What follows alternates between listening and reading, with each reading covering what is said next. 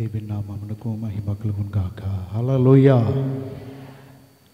కూడి ఉన్న మీ అందరికీ మన ప్రభువును రక్షకుడైన యేసుక్రీస్తు వారి నామంలో మీ అందరికీ వందనాలు. దేవుడు గత దినములన్నీ నన్ను నా కుటుంబాన్ని సంఘాలను కాపాడి సజీవుల గురించి ఈరోజు ఈ విధంగా దేవుని వాక్యమును బోధించడానికి చక్కటి కృపనిచ్చి ఉన్నాడు. దేవునికి మహిమ కలుగును గాక. హల్లెలూయా.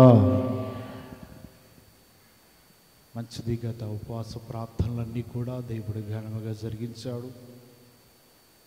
ఆ ప్రార్థనలన్నీ కూడా ముగించబడి వరకు దేవుడు ఇంతవరకు ఆయన కాపాడి క్షేమమును ఆరోగ్యమును దేవునితో గడిపే కృపను ధన్యతను ఆయన ఇచ్చి ఉన్నాడు. కేవలం అన్ని దినములు ఉపవాసములుంటూ దేవుడితో గడిపానంటే అది కేవలము దేవుని కృప, ఆయన వాత్సల్యతను బట్టి మాత్రమే. హల్లెలూయా. మంచిది. దేవుని వాక్యములకు వెళ్ళిపోదాం. అందరూ బైబిల్ గ్రంథాలు తెరిచినట్లయితే కీర్తనల గ్రంథము 15వ కీర్తన, కీర్తనల గ్రంథం 15వ కీర్తన మొదటి వచనాన్ని చదువుకుందాం.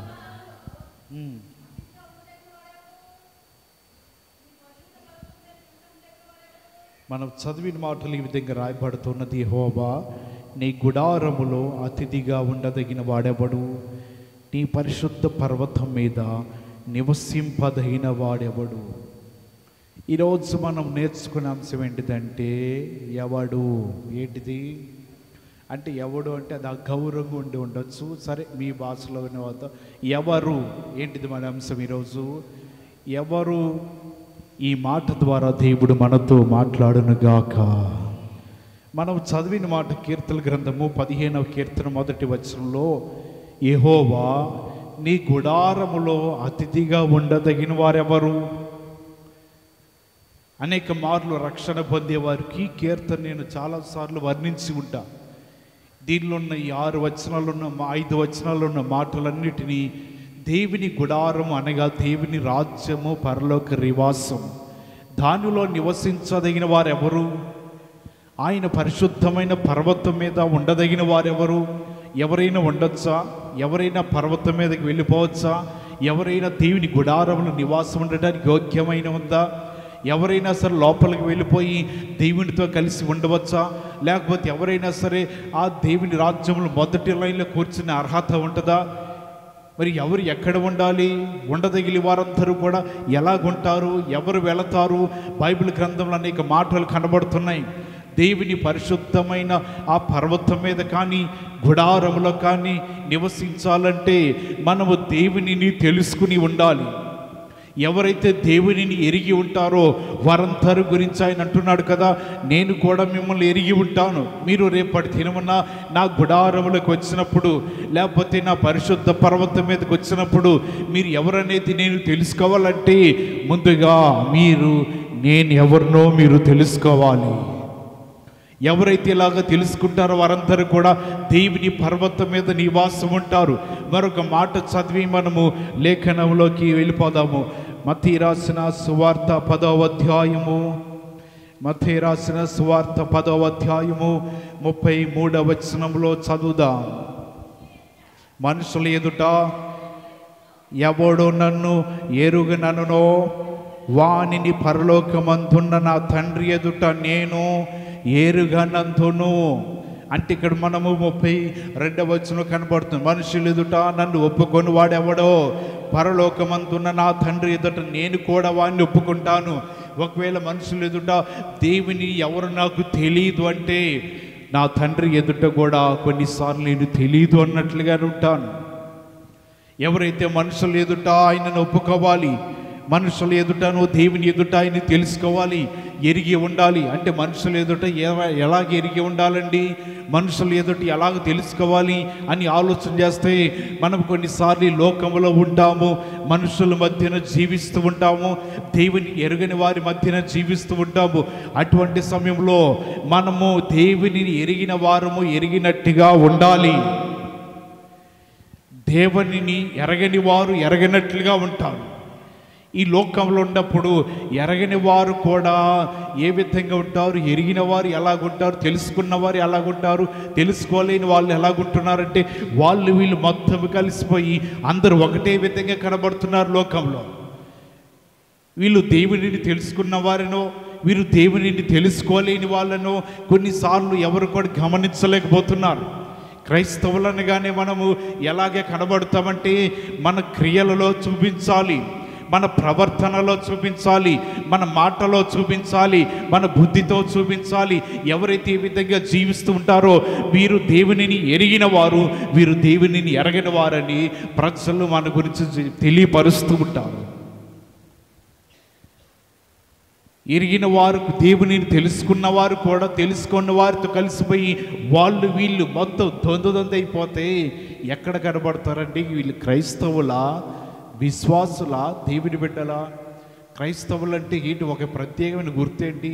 మన మెడలో ఏమైనా బోర్డు తగిలించుకొని క్రైస్తవుడు, నేను క్రైస్తవురాల్ని అని ఒక బోర్డు ఏమైనా తగిలించుకుని మెడకాయలు వేసుకుని తిరుగుతామా? మరి ఏంటిది? నువ్వు దేవుని ఎరిగి ఉన్నావంటే లోకానికి ఏంటి గుర్తు? నువ్వు దేవునిని తెలుసుకున్నావంటే లోకం నిన్ను ఏ విధంగా చూస్తుంది? మనుషులందరూ ఉన్నట్లుగా మనం ఉంటాం, మనుషులు జీవిస్తున్నట్లుగా మనం జీవిస్తూ ఉంటాం, మనుషులు ఉన్నట్లుగా మనకి కాళ్ళు చేతులు అవయవాలన్నీ ఒకటే ఉంటాయి.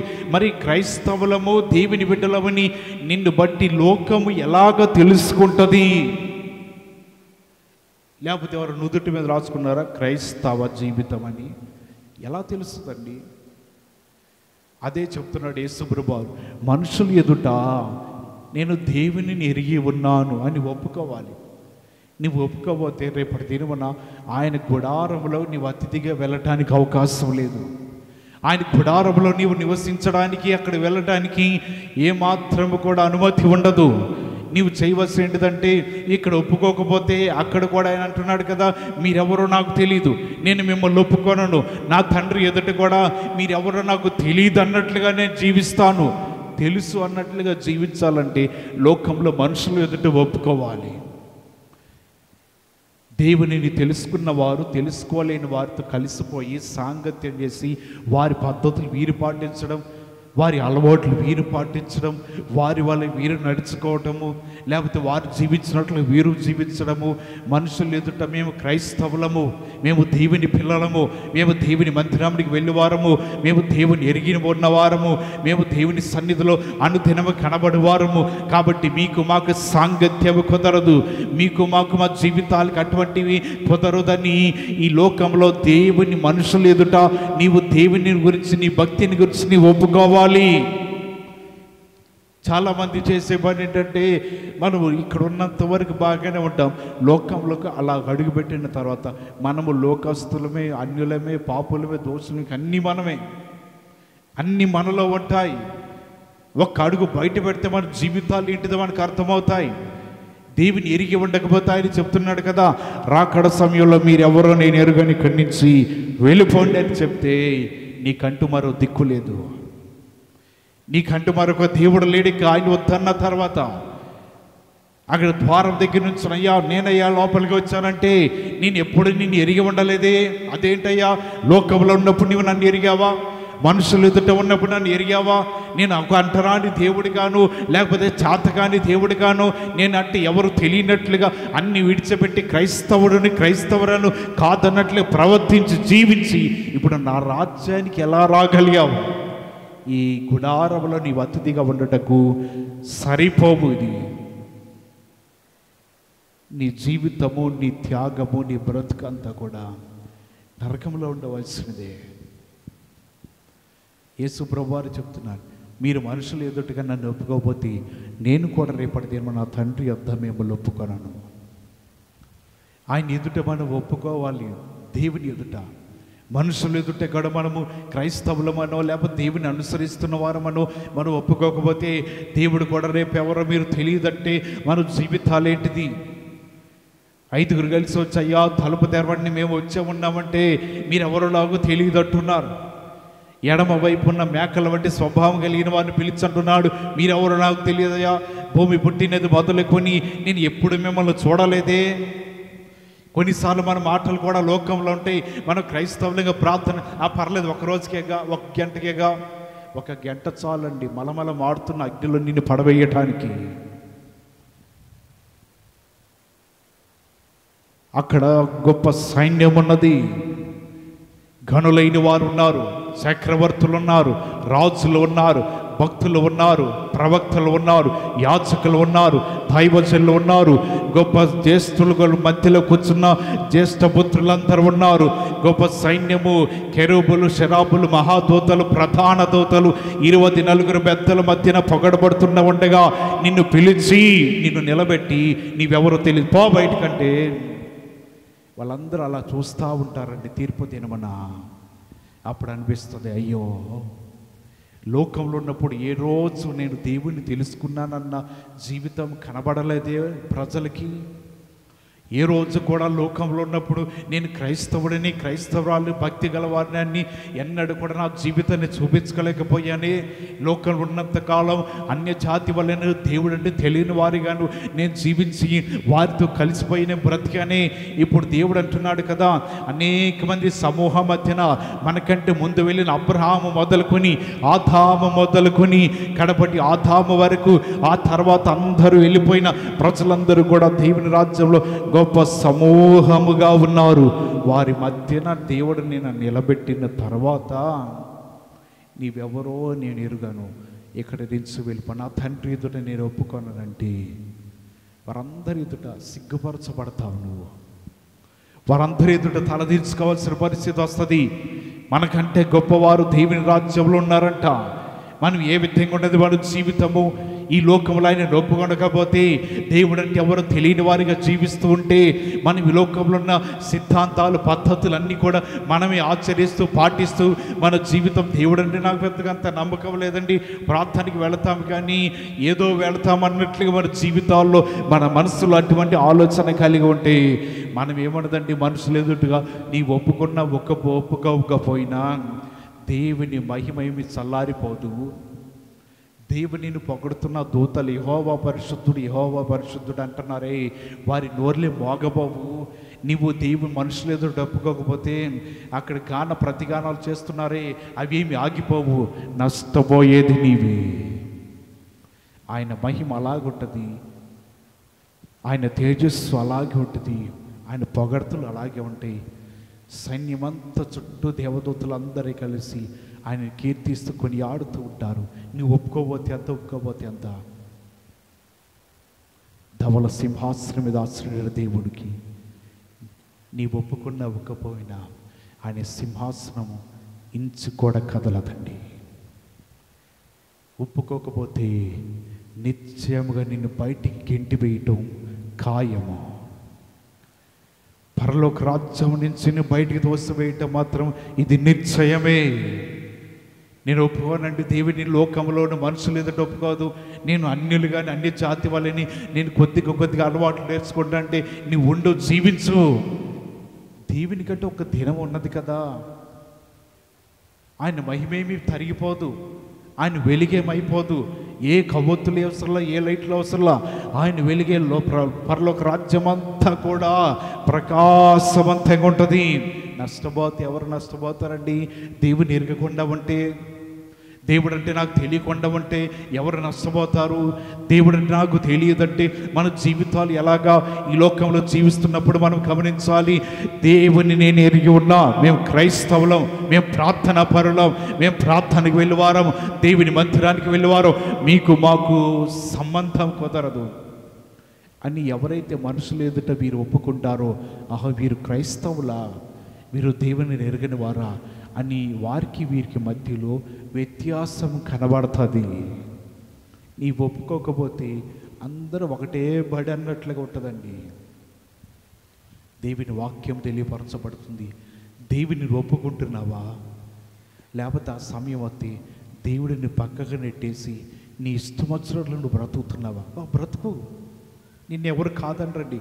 తినేవాడు తినేయమంటున్నాడు, ఆనందించమని ఆనందించమంటున్నాడు, సంతోషించమని సంతోషించమంటున్నాడు, తాగేవాడిని తాగనేమంటున్నాడు, తినేవాడిని తినేయమంటున్నాడు.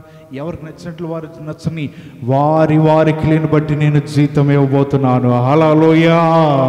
ప్రతి ఒక్కరి జీతం నా దగ్గర దాగబడి ఉన్నది. తీర్పు దినము నా జీవితంలో నేను ఏ విధంగా వారిని శిక్షించాలో, ఏ విధంగా తీర్పు తీర్చాలో, ఏ విధంగా త్రాసులో ఉంచి వారిని పరువు తోచాలో అన్నీ కూడా తెలుసు కాబట్టి ఒక దినమన్నా తప్పించుకొనలేరు అని లేఖనాలు రాయబడుతూ ఉన్నాయి. దేవుని మాటలు వింటున్న మనం ఎరిగి ఉన్నామా? దేవుని ఎరిగి లేమా? ఎరిగి లేని వారి క్రియలన్నీ కూడా లోకానుసారంగా ఉంటాయి. దేవుని తెలుసుకున్న వారి క్రియలన్నీ కూడా దైవానుసారంగా ఉంటాయి అంట. ఎలాగున్నాయి మన క్రియలు? మన జీవితం ఎలాగున్నది? మన భక్తి ఎలాగున్నది? ఒకవేళ దేవుని దృష్టిలో, దేవుడి దగ్గర అది విలువైనదిగా కనబడకపోతే మన జీవితాలు అవమానపరచబడతామండి. ఒక చిన్న పిల్ల తన తల్లిని ఒక ప్రశ్న అడిగిందంట. ఏమనంటే, దేవుణ్ణి చేసింది ఎవరు అంటే, దేవుణ్ణి తయారు చేసింది మనల్నంటే ఆయన తయారు మట్టితో చేసి మన నాసిక రంధ్రాల జీవాత్మను వద్దగా మనము జీవింపచేయబడుతున్నాం. మరి దేవుణ్ణి ఎవరు చేశారు అని ఆ పిల్ల అడిగింది. చిన్న ప్రాయంలో కదా, తెలిసి తెలియకుండా కట్టుకథలు చెప్తే వారికి మనసులో అదే మాట పాతుకుపోతుంది. ఏం చెప్పాలి? తల్లి ఒక క్షణం ఆలోచించింది. తలకై తిరిగిపోయే ప్రశ్న వేసింది, దేవునిని ఎవరు చేశారమ్మా చెప్పు. ఆ తర్వాత ఆలోచన అయిపోయిన తర్వాత తల్లి తన బిడ్డని దగ్గర తీసుకుని, అమ్మా నీ చేతికి ఒక ఉంగరం ఉంది కదా, ఆ ఉంగరాన్ని తీసియమంది. ఉంగరాన్ని తీసింది, బిడ్డ చేతిలో పెట్టింది. నీ ఉంగరం నీ చేతిలో పెట్టుకో. పెట్టిన తర్వాత తల్లి ఒక మాట అడుగుతుంది, ఈ ఉంగరం ప్రారంభం ఎక్కడ, ముగింపు ఎక్కడ చెప్పు అంటుంది. ఉంగరం చూస్తే రౌండ్గా ఉంటుంది కానీ అతుకులుగా ఉంటుందండి. ఇది ప్రారంభం ఇక్కడ అతుకుంది, మళ్ళా ఎలాగొచ్చి మళ్ళీ ఇక్కడ కత్తుకుంటుందా? ఒకటే ఏకాండంగా ఉంటుంది కదా. చెప్పమ్మా, నీకు చేతిలో ఉంగరం పెట్టా కదా, ప్రారంభం ఎక్కడ, ముగింపు అటు ఇటు రెండు వైపులు చూడు. ఆ పిల్ల ఉంగరాన్ని పెడితే మొత్తం చూసి, అమ్మ దీనికి ముగింపు ఎక్కడో ప్రారంభం ఎక్కడో తెలియట్లా, ఏకాండంగా ఒకటే ఉన్నది కదా అంటే తల్లి చెప్తుంది, మన దేవుడు కూడా ఆది అంతము లేనివాడు. హల్లెలూయా. ఆయనకి ముగింపు లేదు. ఏంటిదంట? ప్రారంభం లేదు. ఆకాశములు భూమియు దానిలో సమస్తం గతించవచ్చు, ఆకాశముల కంటే పైన ఉన్నాడు చూసారా, ఆయనకి అసలు ఆది అంతము లేదు. మొదటివాడు ఆయనే, కడపటివాడు కూడా ఆయనే. ఆ పిల్లకి అప్పుడు అర్థమైందా, దేవుడిని ఎవరు చేశాం? ఆయనకి ప్రారంభం లేదు, ముగింపు లేదు. అన్ని చోట్ల కూడా పిలిచిన తన పిల్లలైన వారి దగ్గరికి వెళ్ళగలడు ఆయన. అప్పుడు ఆ బిడ్డ తెలుసుకుందంట, దేవుడు ఈ విధంగా ఉంటాడా, దేవునికి ప్రారంభము ముగింపు లేదా, ఆయన గొప్ప దేవుడై ఉన్నాడా అని తెలుసుకుని ఆ బిడ్డ కూడా అప్పటి నుంచి కూడా దేవుని యందు విశ్వాసం కలిగి జీవించడం ప్రారంభించింది. మనం తెలుసుకోవాలి దేవుని గురించి. మనుషులు ఎదుటి కూడా మనం ఒప్పుకోవాలి. మనుషులందరి ఎదుటి కూడా మనం తెలియపరచవలసింది ఏంటంటే, మేము క్రైస్తవులమనో, ప్రార్థన పరులమనో, దేవుని చేత నియమించబడుతున్నామనో. ఎప్పుడైతే మన మనుషులు ఎదుట ఒప్పుకుంటామో, వారి ఎదుట మన క్రియలను బట్టి, మన ప్రవర్తన బట్టి తెలియపరుస్తూ ఉంటామో, మనం అనుకుంటాం ఏమంటే మనుషుల మధ్యన ఒప్పుకుంటే, వారి మధ్యన తెలియపరిస్తే వారు హింసించవచ్చు, దూషించవచ్చు, అవమానపరచవచ్చు, చెడ్డ మాటలు పలికినా సరే మీరందరూ ధన్యులే. హల్లెలూయా. పరలోక రాజ్యంలో మీ ఫలము అధికమవుతుందంట. కానీ ఒప్పుకోకపోతే ఇక్కడ 100 చెడ్డ మాటలు పడవచ్చు, హింసలు పడవచ్చు, అవమానపడవచ్చు. అక్కడ ఒకటే మాట, మీరెవరో నాకు తెలియదమ్మా, వెళ్ళిపోండి. ఈ ఒక్క మాట చాలండి. మరొకరికి చెప్పుకునే అవకాశం లేదు. ఇక ఆయనే ప్రారంభం, ఆయనే ముగింపు, ఆయనే చివర. ఆయనకి మించినది ఇంకేమీ లేదు. ఇక్కడ ఇన్ని మాటలు పడినా, ఇన్ని హింసలు పడినా ఈ మనుషులందరూ కూడా గడ్డి పువ్వు లాంటి వారంతే. కానీ దేవుని దగ్గర నుంచి ఇటువంటి మాట రాకుండా చూసుకున్న వారి నిజమైన క్రైస్తవులు, వారి దేవుని రాజ్యమునికి వారసులు. హల్లెలూయా. యేసు ప్రభువారు ఒక ఉపమానం చెప్తూ ఉన్నాడు. దారిలో ఆయన వెళుతూ ఉన్నాడంట. యాచకుడు వెళుతూ ఉండగా దెబ్బల చేత కొట్టబడిన వ్యక్తిని చూశాడు. మనకెందుకులేని వెళ్ళిపోయాడు. ఆ తర్వాత లేవీడు ఒకడు అటుకుండా వెళుతూ ఉన్నాడు. ఆయన కూడా చూశాడు, మనకెందుకులే దెబ్బలతో కొట్టబడిన వ్యక్తిని అనుకున్నాడు. మూడవదిగా సమరీయుడు అటుకుండా వెళుతూ ఉన్నప్పుడు వెంటనే తన రథమాపి ఆ రథం మీద నుంచి దిగి అతని గాయములన్నీ కట్టి తన రథం మీద ఎక్కించుకుని ఆహారం పెట్టగలిగిన వారి ఇంటికి తీసుకుని వెళ్ళి కొంత డబ్బులు ఇచ్చి, అమ్మ వీరికి ఆహారం పెట్టని మళ్ళీ వస్తానని చెప్పాడు. వీరిలో ఎవరయ్యా నిజమైన వాడు అంటే నిజముగా సమరయుడేనండి నిజమైన వాడు. ఆయన ఎరిగి ఉన్నాడు. దెబ్బల చేత కొట్టబడిన వ్యక్తిని చూస్తూ ఉన్నారు, కానీ అందరూ వెళ్ళిపోతున్నారు, ఎవరు కూడా పట్టించుకోవట్లేదు. కానీ యేసు ప్రభువారు ఒక్కరు మాత్రమే మంచి సమరయుడిగా వచ్చి ప్రాణంతో ఉన్న వ్యక్తిని చూసి జాలిపడి అతన్ని లేవనెత్తి తీసుకుని వెళుతూ ఉన్నాడండి. ఈ దినములలో ఎవరండి నీ జీవితానికి సహాయపడేది? ఎవరు ఈ దినములలో నీ జీవితానికి అయ్యో పాపం అని చెప్పి నీ మీద ప్రేమను చూపించేది? ఈ దినములలో ఎవరు నీ జీవితాల్లో ఎవరికి సహాయం చేసేవారు ఉన్నారా? లేకపోతే ఎవరైనా సరే నీ జీవితాన్ని చూసి ఎవరైనా ఏదో ఒక రకంగా నిన్ను క్షేమంగా నడిపించడానికో లేకపోతే నిన్ను కాపాడటానికి ఎవరైనా ఉన్నారా? ఎవరు లేరండి. ఈ మధ్యలో మీరు వార్తలు చూసే ఉంటారేమో, ఒక చోట వాహన తైలో ఒకటి కింద పడిపోతే ఆ దారిని పోయే వాళ్ళందరూ చూస్తున్నారు. ఆ తల్లి ఏమో, అమ్మ ఈ బిడ్డని హాస్పిటల్లో అన్న జాయిన్ చేయండి లేకపోతే తీసుకువెళ్ళండి గట్టిగా రోడ్డు మీద పడేస్తుంటే అందరూ చూస్తూ ఉన్నారు. ఎంత ఒక 10 రోజుల క్రితమే జరిగినట్లుంది. ఎవరు పట్టించుకోవట్లేదు. హాస్పిటల్ కూడా ఎంతో దూరం లేదు, 2 కిలోమీటర్లు గవర్నమెంట్ హాస్పిటల్ ఉన్నాయి. రోడ్డు మీద ఆర్తనాదాలు చేస్తున్న బిడ్డను రక్షించండి. ఎవరండి రక్షించేది? ఎవరో బిడ్డ ప్రాణాన్ని కాపాడేది? ప్రాణం పోకుండా ఎవరు చెయ్యడ్డు పెట్టేది?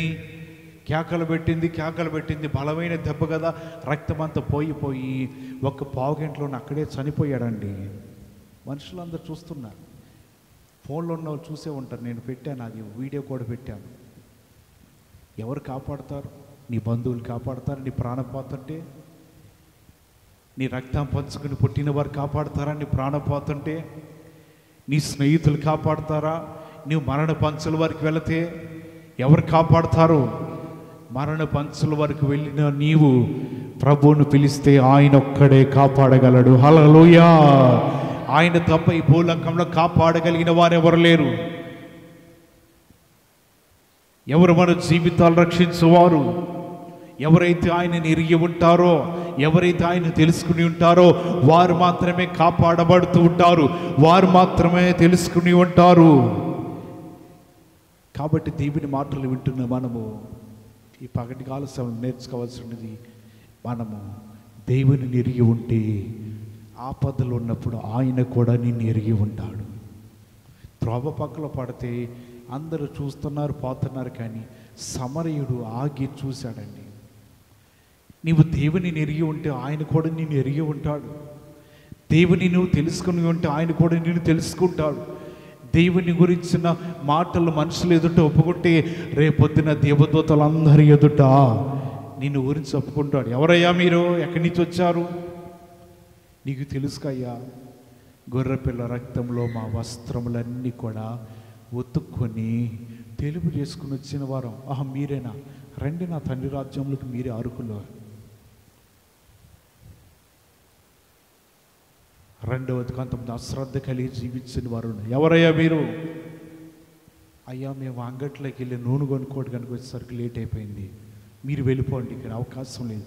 నా తండ్రి రాజ్యం మీలాంటి సోమరితనం కలిగిన వారిది కాదు, మెలకువ ఉంటే బాగుండేది కదా, మీరు వెళ్ళిపోండి. అక్కడికి వెళ్ళిన తర్వాత మన గురించి అడిగితే నువ్వేం చెప్తావు? అయ్యా ప్రతిదినము కూడా గొర్రె పిల్లల రక్తంలో మా వస్త్రములు ఉతుక్కుని శ్రమల కొలివలో నుంచి వచ్చి ఉన్నాం, అగ్నిలో నుంచి వచ్చి ఉన్నాం, బాధలన్నీ అనుభవించి వచ్చిన వారమే అని నువ్వు చెప్పగలవా? లేదయ్యా మనుషులు ఎదుట ఒప్పుకోలేదు అన్యులు ఎదుట ఒప్పుకోలేదు, ఎవరు ఎదుట ఒప్పుకోలేదు. నాకు నచ్చినట్లుగా, నాకు కోరిన విధంగా నేను జీవించాను, నేను నడిచాను. కాబట్టి ఇదిగో నీ రాజ్యానికి వచ్చారంటే నా తండ్రి రాజ్యమును అటువంటి వారికి అర్హత లేనే లేదు. ఎవరికయ్యా అర్హత? మనుషుల ఎదుట మీరు ఒప్పుకోండి, దేవదూతల ఎదుట నేను ఒప్పుకుంటాను. మనుషుల ఎదుట మీరు దేవుని ఎరిగి ఉండండి, దేవదూతల ఎదుట నేను కూడా మిమ్మల్ని ఎరిగి ఉంటాను అని దేవుడు చెప్తే ఆ మాట వినటానికి, అక్కడి నుంచి రాజ్యంలో అడుగుపెట్టడానికి అంతకంటే గొప్ప భాగ్యము క్రైస్తవులకి ఏముందండి? దానియేలు గ్రంథంలో ఒక మాట ఉంది, చదువుదాం. దానియేలు గ్రంథము 3వ అధ్యాయము 29వ వచనాన్ని చదువుదాం.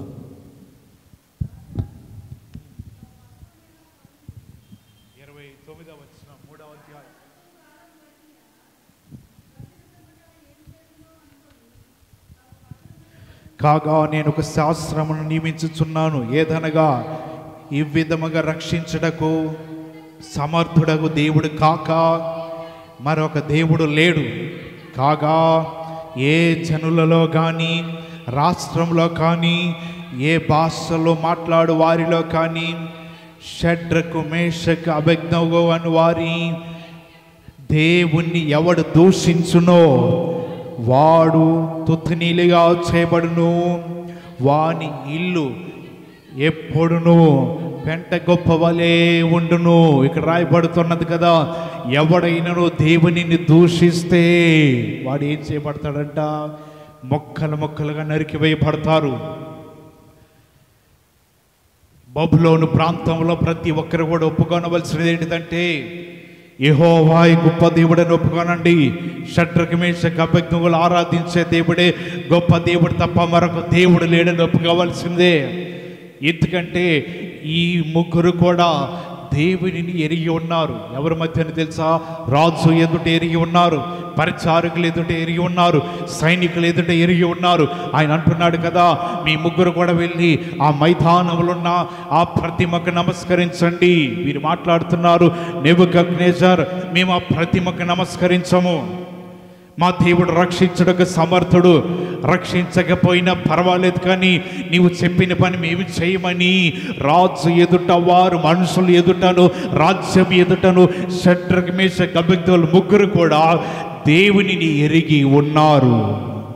అందుని బట్టి అగ్నిగుండంలో పడవేస్తే వీరి ముగ్గురిని బట్టి ఎవరు ఎరిగి ఉన్నారంట? పైన ఆయన చూశాడు, అదిగో నా ముగ్గురు బిడ్డలు అగ్నిగుండంలో పడేశారు. ఈ షడ్రకు, మేషకు, అబేద్నెగోలు ముగ్గురు ఉండిపోయారు. కొంతసేపటి క్రితమే వారు రాజు ఎదుట నన్ను ఎరిగి, నన్ను తెలుసుకుని ఆయనకి తప్ప మేము ఎవరికి నమస్కరించమన్నారని దేవుడు వెంటనే దిగి వచ్చి 4వ వాడిగా వారి మధ్యలో ఉండి సంచరిస్తున్నాడు. రాజుకి అర్థం కావట్లా, మన ముగ్గురమే కదరా పడవేసింది, 4వ వాడు ఎత్తు కనబడుతున్నాడు, 4 మనుషులు కనబడుతున్నారు, 4వ వాడి రూపం దేవదూత రూపం వలె ఉంది. ఏంటిది కారణం అంటే, వారు రాజు ఎదుట, మనుషులు ఎదుట దేవుని ఒప్పుకున్నారు. మా దేవుడు సమర్థుడు, మా దేవుడు శక్తిమంతుడు, మా దేవుడు మమ్మల్ని రక్షించడానికి గొప్పవాడు అని ఎరిగి ఉన్నారు. కాబట్టి ఆపద సంభవించినప్పుడు, మరణము సంభవించినప్పుడు, అగ్నిగుండంలో పడవేసినప్పుడు, దాన్ని 7 చేస్తున్నప్పుడు కూడా దేవుడు వారిని చూసి ఉండలేక వచ్చేసాడండి కిందకి. తనని ఎరిగిన వారిని దేవుడు ఎందుకు విడిచిపెడతాడండి?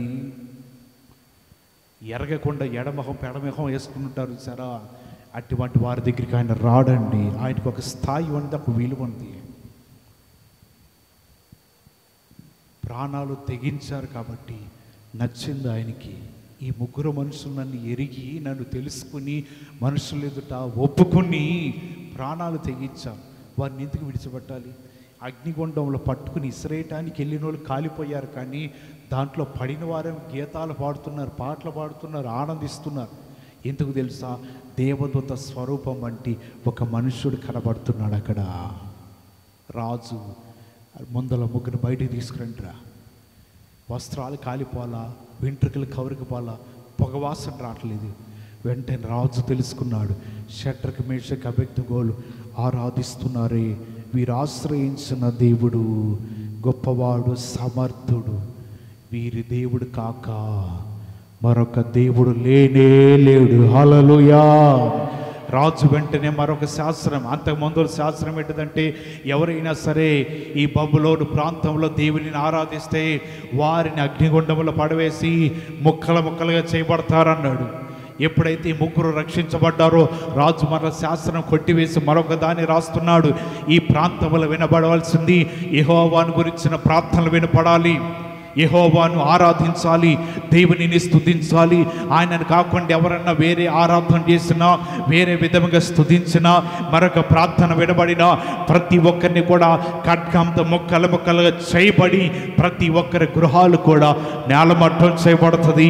కాబట్టి ఇష్టమున్నా ఇష్టం లేకపోయినా ప్రతి ఒక్కరూ సమర్థుడైన దేవునినే ఆరాధించాలి. హల్లెలూయా. వారి ప్రవర్తనను బట్టి దేవుని ఎరిగారు. బబులోను ప్రాంతాన్ని మొత్తాన్ని మార్చుకున్నారు. వారు మార్చుకోవడానికి ప్రజలకి డబ్బులు ఇచ్చారా, ఏమైనా ధనధాన్యాలు ఇచ్చారా, స్థలాలు ఇచ్చారా? ఏమి చేయాల. ఆయనను ఎరిగి ఉన్నారు. దేవుడు కూడా వీరిని ఎరిగి ఉన్నాడు. రాజు అంటున్నారు, వీరి దేవుడే గొప్పవాడు. ఇప్పుడు దాకా నాకు తెలియలేదు. అందరూ వీళ్ళ దేవుడిని ఆరాధించాల్సిందే, తప్పదు. ఎరిగి ఉంటే చూసారా ఎంత లాభం జరుగుతుందో. మనుషులు ఎదుట వారు మొదట ఎరిగి ఉన్నారు, తెలుసుకుని ఉన్నారు. కాబట్టి రాజు ఎన్ని విధాలుగా వారు చెప్తారు, హింసలు పెట్టినా బాధలు పెట్టినా మేము ఆయనకు తప్ప ఎవ్వరికి మేము నమస్కరించము, మేము ఆయనను తప్ప ఎవరిని కూడా మేము కలిగి ఉండలేము. ఎప్పుడైతే ఈ మాట చెప్పారో దేవుడు వెంటనే ఆకాశమును విడిచి దేవదూత స్వరూపంలోకి దిగి వచ్చేసాడు. నీవు దేవుని ఎరిగి ఉండు, అదొక్కడి చాలు. ఆయన కోరుకుంటున్నాడు అంతే. ఆయన తెలుసుకో, మనుషులు ఎదుట కూడా ఒప్పుకో. ఏదో ఒక తినమన్న బాధలో, లేకపోతే అపవాదో, లేకపోతే శోధనలో మనం చుట్టుముట్టినప్పుడు, ఏ ఆధారం లేనప్పుడు నువ్వు ఆయన్ని ఎరిగి తెలుసుకుని ఉన్నావు. కాబట్టి ప్రభువా, నేను నిన్ను తెలుసుకుని ఉన్నా, ఈ సమయంలో నాకు సహాయకుడు నీవే అని ఒక మాట చెప్తే తన బాహుబలము ద్వారా నిన్ను రెప్పపాటును తప్పిస్తాడండి.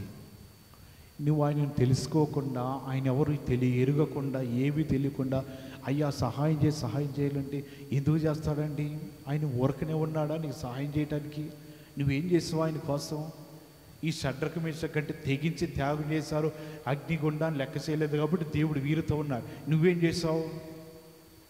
ఏ త్యాగం చేసావు దేవుని కోసం? మనుషులు ఎదుట ఒప్పుకున్నావా? నీ బంధువులు ఎదుట ఒప్పుకున్నావా? నీ తోటి వారి ఎదుట ఒప్పుకున్నావా? నీ తెలిసిన వారి ఎదుట ఒప్పుకున్నావా?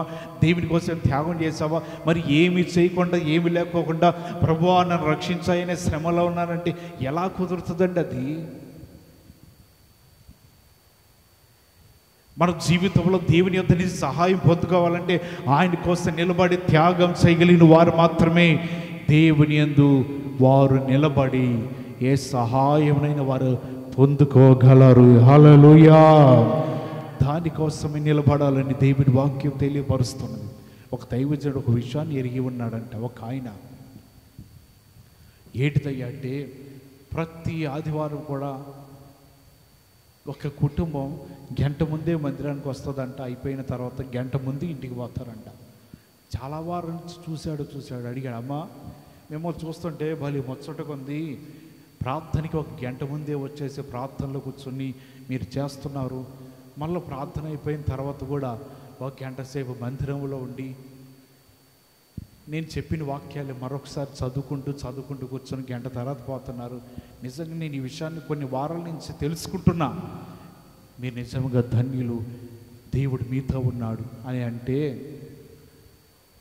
వాళ్ళు అంటారు, దేవుని ఎరగటమా పాడా? మా ఇంట్లో కరెంట్ లేదండి, ఫ్యాన్లు లైట్లు లేవు, అందుకే ఏడబడి ఉంటున్నాను అందంట. ఏం లేదంట,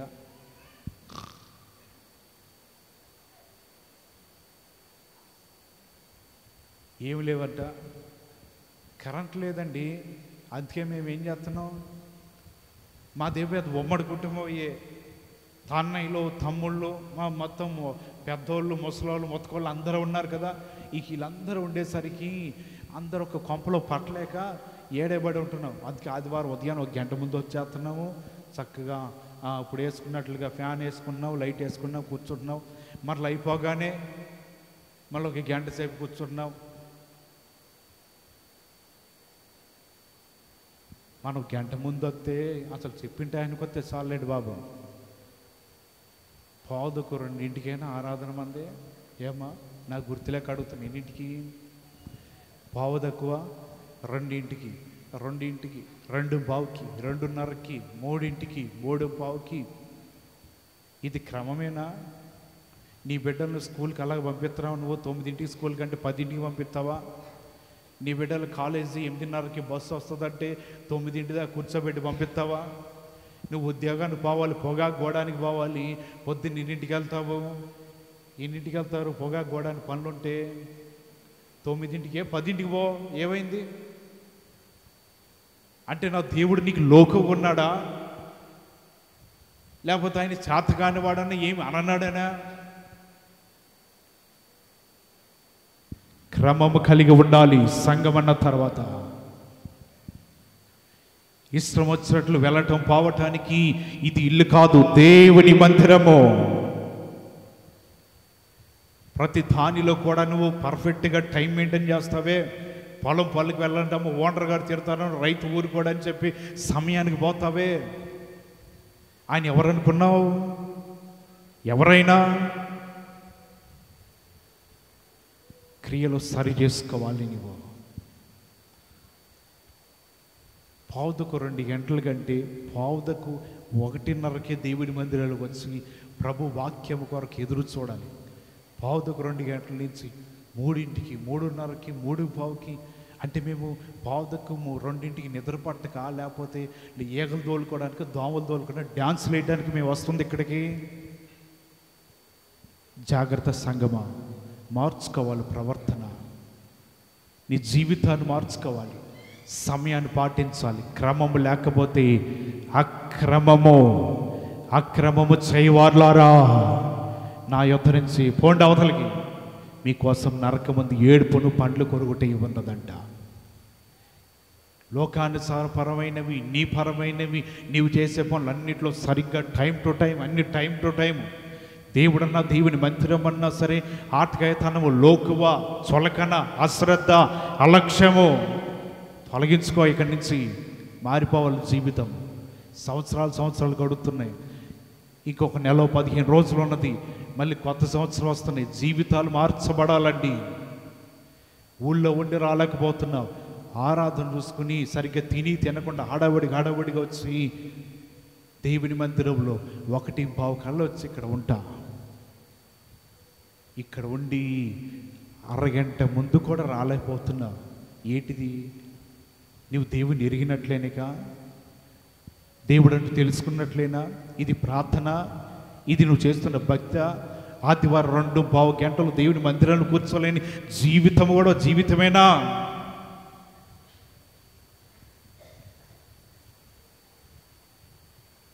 దేవుని మాటలు వింటున్నా నీవు జాగ్రత్త కలిగి ఉండండి. నా కోసం కాదు నువ్వు వస్తుంది, దేవుని కోసం వస్తున్నావు. హల్లెలూయా. పునరుద్ధాన దినమనేది ఘనమైనది, శ్రేష్టమైనది, విలువైనది. అది నువ్వు ఆయనను ఆరాధించడానికి వస్తున్నావు, నన్ను కాదండి. నేను మీలాంటి మనిషినే. రేపటి దిన తీర్పడితే నేను కూడా లైన్లో పోయి నుంచవలసిందే తప్ప నన్నేమో స్పెషల్గా అక్కడ ట్రీట్ చేయరు. అందరికీ ఒకటే. నీవు ఆరాధించడానికి వస్తుంది దేవునిని కలిగి ఉండటానికి, ఆయన మాటలు వినడానికి, ఆయన వాక్యం వినటానికి సమయం అన్న తర్వాత సమయానుసారంగా ఉండాలి, జీవించాలి. అది క్రైస్తవుని అలవాటు లక్షణమై ఉన్నదండి. ఎవరైనా సరే, పరిచారకులైనా, విశ్వాసులైనా, ఏదైనా సరే, క్రమం అన్నాక క్రమమే. క్రమం లేకపోతే అందరూ అక్రమమే చేయటమే అది నీ జీవితానికి తగదు. అలవాటు మార్చుకోవాలి. దేవుడిని ఎరిగి ఉన్నాడు, దేవుడిని తెలుసుకుంటున్నాడు. ఏం చేస్తున్నావు నీవు? ఎలాగుంటున్నావు? ఎలా జీవిస్తున్నావు? దేవుని మందిరానికి ఏ సమయానికి వస్తున్నావు? ఎలాగపోతున్నావు? అన్నీ కూడా ఆయన చూస్తూనే ఉన్నాడంట. అన్నీ కూడా నాకు తెలిసే ఉన్నవి. ఎలాగ నడుస్తున్నావు కూడా ఆయన తెలిసే ఉన్నది. క్రమముగా నడుచుకోండి, క్రమముగా జీవించండి. అది నీకును నీ కుటుంబానికి నీ భక్తి జీవితానికి ఆత్మీయ జీవితానికి క్షేమము అని దేవుని వాక్యం ద్వారా తెలియపరుస్తున్న ఈ కొద్ది మాటలు బట్టి దేవుడు మిమ్మల్ని బలపరుచునుగాక. అందరూ తలలు వంచండి, ప్రార్థన చేసుకుందాం.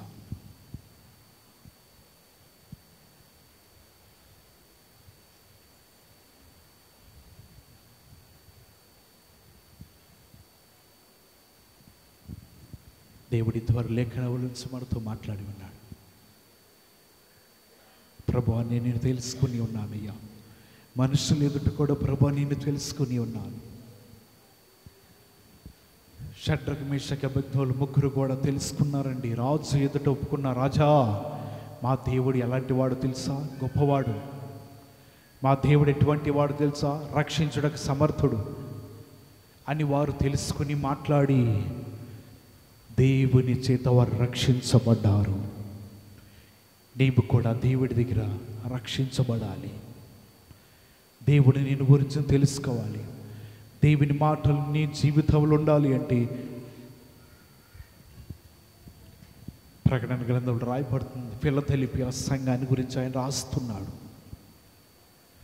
నీ క్రియలన్నీ కూడా నేను తెలుసుకుని ఉన్నా, నీ వాక్యమును గురించి కూడా నీవు వింటూనే ఉన్నావు. కానీ ఆయన అంటున్నాడు కదా, ఇదిగో తలుపు తెరవబడి ఉన్నది, దానిని ఎవరు కూడా వెయ్యలేడు. ఎవరి కోసమయ్యా నువ్వు తలుపు తెరిచింది? ఇదిగో నన్ను ఎరిగిన వారి కొరకు ద్వారము తెరిచి ఉంచాను. ఎవరి కొరకయ్యా ద్వారములు తెరిచింది? నా వాక్యం ఎరిగిన వారి కొరకు. ఎవరయ్యా ఇందుకే ద్వారం తెరిచి ఉన్నావు? క్రియలన్నీ కూడా బాగున్న వారి కోసమే ద్వారం తెరిచి ఉన్నా. ఈ ద్వారం ఎవ్వరు మొయ్యలేరంట. దేవుడు నీ గురించి తెలుసుకుని ఉన్నాడు. నువ్వు దేవుని రాకడ వెళ్ళినప్పుడు, ఆయన గుడారములు అతిథిగా ఉండటానికి వెళుతున్నప్పుడు ద్వారము ముయ్యబడకూడదండి. ద్వారములు ముయ్యబడకూడదు, నీ కొరకు తెరిచి ఉంచాలి.